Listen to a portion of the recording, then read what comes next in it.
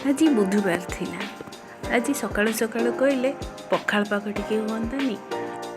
बासी पखाल खाइले तांकर ठंडा धरे बोली मु गरम भात करी सेथिरे ठंडा पानी देई ताको ठंडा करी सेथिरे लेंबू लंका रसुण टिके चकटी ताको पाग करथिली आ माछ भाजी आ ता सहित करी मोर स्पेशल आइटम पोटल आलू टमाटर भर्ता जोटा मते सबु बेल पसंद।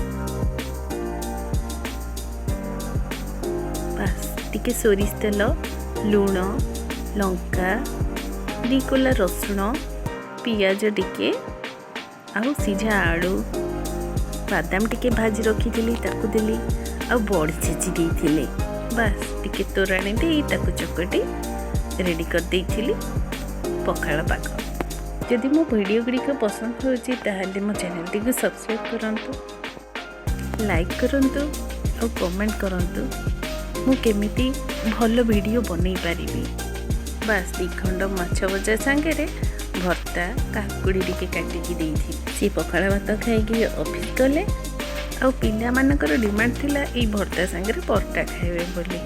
बस तांको पई दिखंड परटा करथिली से माने परटा रे खाइले। आज वीडियोटी को यही सारूची।